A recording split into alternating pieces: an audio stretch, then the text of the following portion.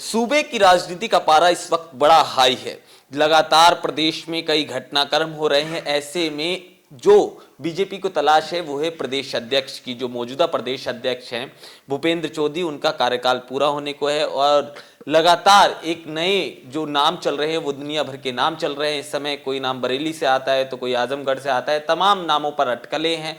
महज अंतिम निर्णय होना है वो हाईकमान को करना है। ऐसे में खबर है कि जो सूबे के मुखिया हैं उन्होंने दिल्ली पहुंचेंगे और मुलाकात करेंगे जेपी नड्डा जो राष्ट्रीय अध्यक्ष है उनसे, और इसके साथ ही अमित शाह से भी मुलाकात कर सकते हैं और तमाम जो बीजेपी के वरिष्ठ नेता हैं उनके योगी आदित्यनाथ मुलाकात करते हुए नजर आएंगे। अब ऐसे में सूबे की सियासत और ज्यादा गर्मा गई है, क्योंकि हमने पिछले घटनाक्रम में देखा है कि किस तरह से योगी बनाम कुछ बीजेपी के नेता ही हमने देखे हैं। त्यागी साहब मौजूद हैं, सूबे की राजनीति को बखूबी जानते हैं और बड़ी परत दर परत आपको सारी चीजें बता देंगे।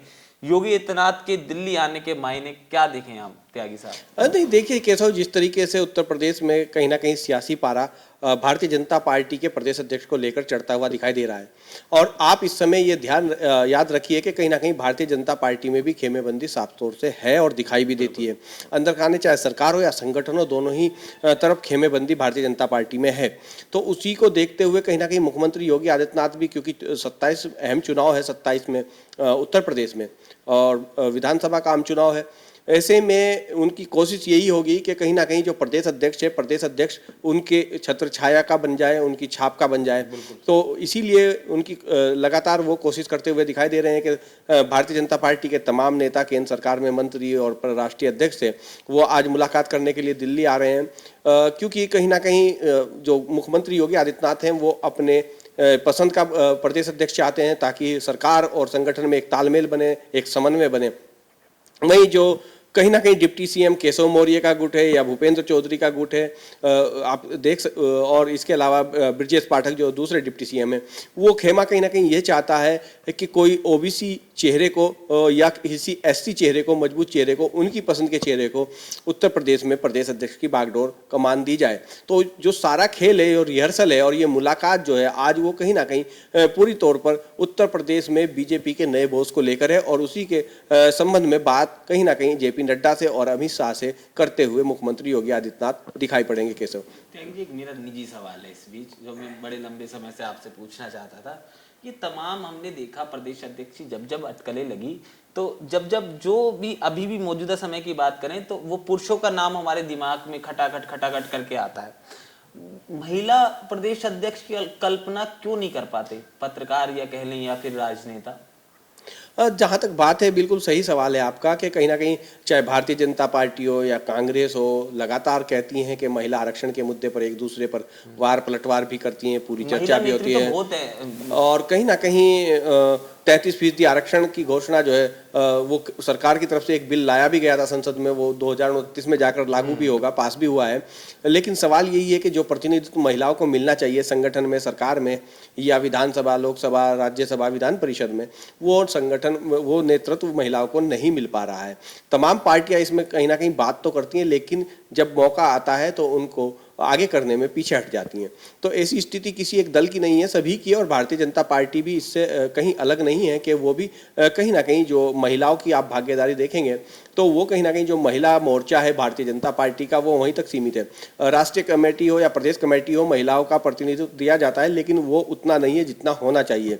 तो ऐसे में ये भी सवाल आपका सही है कि इस बार ऐसा भी हो सकता है कि कोई किसी महिला चेहरे पर भी भारतीय जनता पार्टी उत्तर प्रदेश में दांव लगा सकती है। लेकिन फिलहाल की अगर हम बात करें तो कोई ऐसा महिला चेहरा उत्तर प्रदेश में, खासकर भारतीय जनता पार्टी में, दिखाई नहीं पड़ता है जिसमें संगठन या नेतृत्व क्षमता जो है उस आधार की हो जिस तरीके का भारतीय जनता पार्टी चाहती है। तमाम ऐसी नेत्रियां हैं भारतीय जनता पार्टी में, लेकिन कहीं ना कहीं वो फेस जो है दूसरे तमाम पुरुष जो चेहरे हैं उनके सामने कहीं ना कहीं फीके पड़ जाते हैं, दब जाते हैं। केशव, ये संगठन में भी कई बदलाव हमें देखने को मिलेंगे।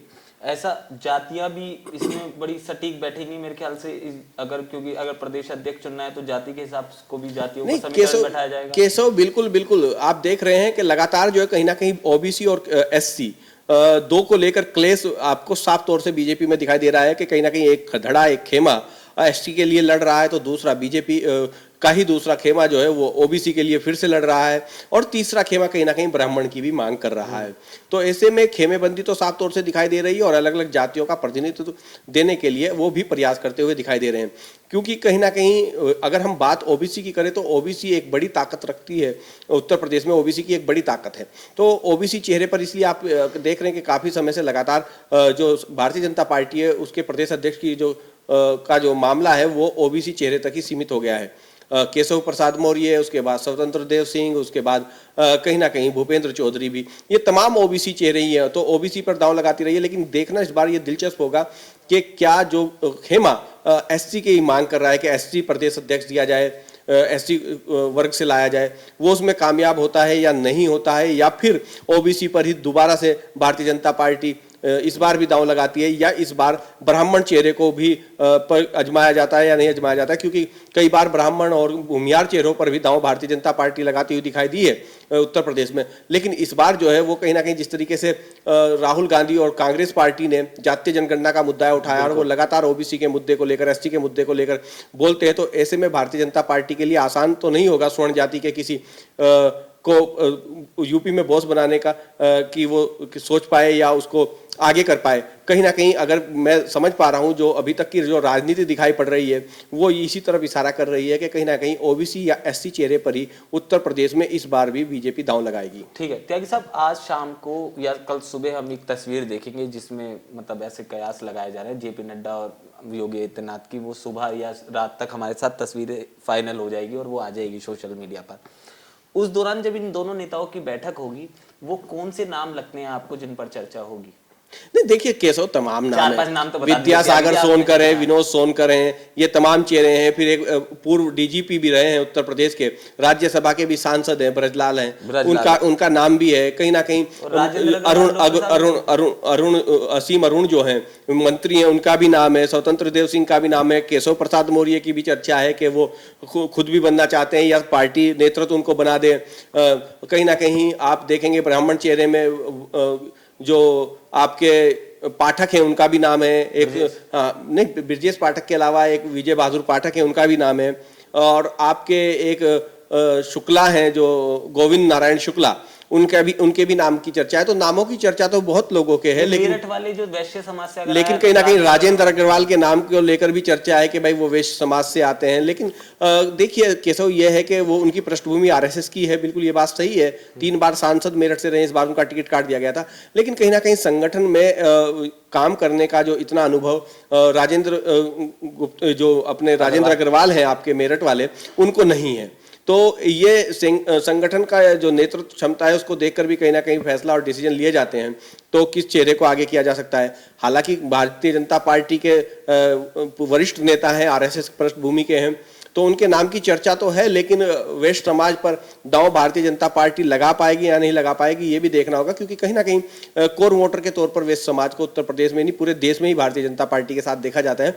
तो ऐसे में वो सारी चीजें तो भारतीय जनता पार्टी के लिए आसान रहती हैं, लेकिन जिसको साधना है, जोड़ना है, वो है ओबीसी और एससी। तो ऐसे में जो ज्यादा चांसेस हैं, जो उम्मीदें हैं, संभावनाएं हैं, वो एससी या ओबीसी में से ही फिर से चुनने की हैं। और ऐसे में लेकिन जो इस समय जो पूरा का पूरा खेल है वो ये है कि किस खेमे का प्रदेश अध्यक्ष होगा, मुख्यमंत्री खेमे का होगा या मुख्यमंत्री के खिलाफ वाले खेमे का होगा, ये देखना बड़ा दिलचस्प है केशव।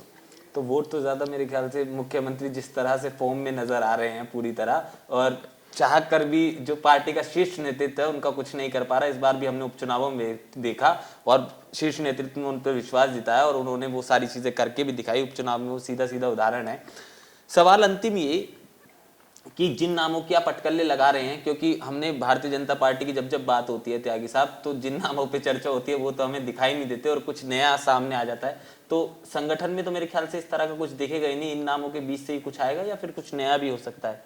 देखो केशव, एक बात समझो कि भारतीय जनता पार्टी के प्रदेश अध्यक्षों के चुनाव के बाद पहले मंडल आपकी जनवरी के शुरुआत में ही या इस महीने के लास्ट में ही आपको मंडल अध्यक्षों की सूची जारी होती दिखेगी। उसके बाद फिर प्रदेश अध्यक्षों की बारी है और प्रदेश अध्यक्षों के बाद राष्ट्रीय अध्यक्ष की बारी है। तो ऐसा नहीं है जो राष्ट्रीय नेतृत्व है या भारतीय जनता पार्टी के इस समय चेहरे हैं वो बहुत आगे की सोचकर फैसले लेते हैं। और आपने जैसे खुद ही चर्चा की कि दिल्ली और लखनऊ दरबार के बीच चीजें बहुत सारी ठीक नहीं है, यानी कि सब कुछ ठीक नहीं है, ठीक तो है तो सब कुछ तो ठीक नहीं है, तो उस पर फैसले जो है वो बड़े सोच समझ कर लिए जाते हैं। ऐसे में वो अब प्रदेश अध्यक्ष मुख्यमंत्री के खेमे का देंगे या दूसरे किस खेमे का देंगे, ये तो उन्हीं को तय करना है, लेकिन कहीं ना कहीं वो राज्यों में अपने नेताओं को इतनी ही ताकत देना चाहते हैं, दिए रखना चाहते हैं जितने की आवश्यकता है। उससे ज़्यादा ताकतें जब जब नेताओं को दी गई हैं तो कहीं ना कहीं आपने देखा कि भारतीय जनता पार्टी में चाहे उमा भारती रही हो, चाहे कल्याण सिंह रहे हों, तमाम ऐसे नाम हैं जो समय समय पर कहीं ना कहीं भारतीय जनता पार्टी को आंखें दिखाते रहे हैं। तो वो आंखें दिखाने वाला जो मामला है उससे बचने के लिए कहीं ना कहीं दिल्ली दरबार भी और जो केंद्रीय नेतृत्व है वो भी बहुत सोच समझकर फैसला लेगा। तो ऐसे में यही तो सबसे बड़ा सवाल है, यही देखना दिलचस्प है कि योगी आदित्यनाथ की चलती है मुख्यमंत्री की या उनके दूसरे खेमे की चलती है, जो खेमा कहीं ना कहीं उनके खिलाफ दिखाई पड़ता है और उनके फैसलों पर उंगली उठाता हुआ भी दिखाई पड़ता है। तो सवाल यही है कि पार्टी नेतृत्व संगठन में किसको तरजीह देता है, सरकार को तरजीह देता है या सरकार के खिलाफ वाले खेमे को तरजीह देता है। एक अंतिम सवाल और ये ईमानदारी से आप जवाब दोगे कि अगर सीएम योगी की तरफ से व्यक्ति आता है और संगठन का हमें वो प्रतिनिधित्व करता हुआ दिखता है तो वो किस समाज से आएगा, और अगर मुख्यमंत्री की नहीं चलती तो किस समाज से हमें दूसरा संगठन मंत्री या कह लीजिए वहाँ हमें प्रदेश अध्यक्ष दिखाई देगा? देखिए केशव, एक बात याद रखिए कि चेहरे तो कई हैं जो मुख्यमंत्री के बहुत नज़दीक हैं उत्तर प्रदेश में, लेकिन एक चेहरा आमतौर पर आपको दिखाई देता है कि वो पूर्व में भी प्रदेश अध्यक्ष रहे हैं, मंत्री भी रहे हैं, मौजूदा भी मंत्री हैं। वो है स्वतंत्र देव सिंह का, जो कहीं ना कहीं बहुत खास मुख्यमंत्री योगी आदित्यनाथ के माने जाते हैं। ये तो कहना मुश्किल होगा कि किस बिरादरी का किस वर्ग का आएगा, एससी ओबीसी में तो हम लोग अटके हैं, लेकिन बिरादरी पे जाए वो इतना आसान नहीं है। भारतीय जनता पार्टी की राजनीति को ट्रैक करना और इन चीज़ों को जान पाना कि किस बिरादरी का इस बार मुख्यमंत्री देने चाह रही है भारतीय जनता पार्टी।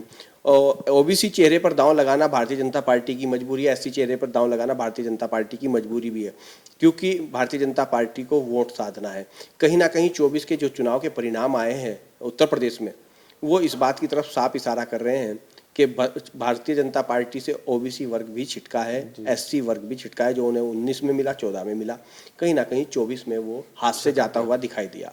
तो ये सोच समझकर फैसला लेना है पार्टी नेतृत्व को, पार्टी हाईकमान को, कि कौन मजबूत चेहरा है और कहीं ना कहीं कौन मतदाताओं में के बीच एक पैठ बनाने में और पार्टी और संगठन सरकार में आपसी तालमेल और समन्वय बनाने में बेहतर चेहरा साबित हो सकता है, बेहतर व्यक्ति हासिल हो सकता है। जो भी बनना है वो बनना तो है कहीं ना कहीं दिल्ली दरबार का खास ही। अब वो दिल्ली दरबार का खास कौन होगा, किस चेहरे पर दिल्ली दरबार दांव लगाता है, ये देखना दिलचस्प होगा। लेकिन योगी के दिल्ली आने ने कहीं ना कहीं आज जो है उत्तर प्रदेश की राजनीति का और खासकर भारतीय जनता पार्टी की इंटरनल पॉलिटिक्स का जो पारा है वो कड़ाके की ठंड में भी कहीं ना कहीं बढ़ा दिया है। एक अंत में कि जब ये मुलाकातें होंगी और कई शीर्ष नेतृत्व से मुलाकातें होंगी मुख्यमंत्री योगी आदित्यनाथ की, तो ये माने प्रदेश अध्यक्ष को लेकर होंगी, और क्या क्या मुद्दों पर मुलाकातें हो सकती हैं? देखिए तमाम मुद्दे हैं इस समय। कहीं ना कहीं मुद्दा इस समय जो है, पहले अंबेडकर के मान का था जो संविधान निर्माता हमारे देश के, कहीं ना कहीं अब जिस तरीके से बिहार की जो तस्वीर सामने आई है गायिका देवी वाली, तो बापू के भजन को लेकर जिस तरीके के उनके पसंदीदा भजन पर आपत्ति और जय श्री राम के नारे तमाम है, तो बापू और अंबेडकर दो इस समय नाम जो है उसी को लेकर कहीं ना कहीं आपने देखा कि नव सत्याग्रह कांग्रेस का शुरू होता हुआ भी दिखाई दिया, क्योंकि पूर्व प्रधानमंत्री मनमोहन सिंह जी का स्वर्गवास हो गया। उनका निधन होने की बाद जो है वो चीज़ें थोड़ा सा ठंडी पड़ती हुई दिखाई दी, लेकिन कहीं ना कहीं शुरुआत तो कांग्रेस कर ही चुकी है। बेलगांव में जनसभा भी होनी थी, एक बड़ी रैली होनी थी, जय बापू जय संविधान, जय बापू जय भीम और जय संविधान के नाम से, वो भी कहीं ना कहीं डिले स्थगित हुई, रद्द हुई। फिलहाल के लिए कह सकते हैं कि उसको आगे बढ़ा दिया गया है, लेकिन नव सत्याग्रह कांग्रेस का शुरू हुआ है। तो मुद्दे तमाम है उत्तर प्रदेश में। हो सकता है कि प्रदेश अध्यक्ष के बाद मुख्यमंत्री ये भी चाह रहे हो कि कुछ चेहरों में मंत्रिमंडल में वो बदलाव करना चाहते हो, उस पर भी चर्चा हो सकती है।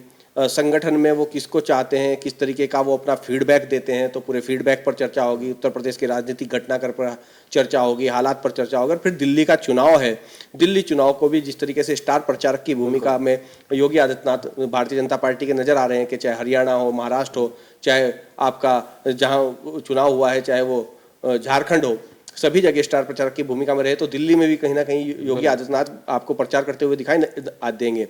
तो ऐसे में सारे चीज़ों पर, सारे मुद्दों पर, तमाम मुद्दों पर चर्चा होनी है और उसमें सबसे अहम मुद्दा जो होगा वो कहीं ना कहीं उत्तर प्रदेश में भाजपा के प्रदेश अध्यक्ष को लेकर होगा, यानी कि यूपी में भाजपा के बॉस का जो मामला है वो योगी हो या शाह हो या नड्डा हो, तमाम ही नेताओं से उनकी बात होनी है। बहुत बहुत शुक्रिया आपका इतनी ज़बरदस्त जानकारी हम तक पहुंचाने के लिए। तो मुख्यमंत्री योगी आदित्यनाथ आपको दिल्ली में दिखेंगे। अब आज वो शाम को लैंड कर जाएंगे, उसके बाद तमाम तरह की बातें होंगी, कई शीर्ष नेतृत्व से मुलाकात करते दिखेंगे। मगर इस सब के इतर एक बात तय है कि वो वापस जब लखनऊ जाते दिखेंगे आपको तो बॉडी लैंग्वेज अलग दिखेगी, क्योंकि बहुत सारी चीज़ें वो दिल्ली से लेके जाएंगे। शीर्ष नेतृत्व की और प्रदेश अध्यक्ष की जो लड़ाई भाजपा के अंदर खुद ही चल रही है, उसको भी कहीं ना कहीं सॉर्ट आउट करने की कोशिश मुख्यमंत्री द्वारा की जाएगी। अब ऐसे में देखना होगा इस मुलाकात के मायने क्या कुछ निकलकर सामने आते हैं, किस तरह की तस्वीरें आती हैं, ये तो आने वाला वक्त बताएगा। मगर मौजूदा समय में जो सूबे की राजनीति है उसका पारा बड़ा हाई नजर आ रहा है। आप देखते रहिए द न्यूज़ 15, यहाँ खबरों का सिलसिला लगातार जारी है। नमस्कार।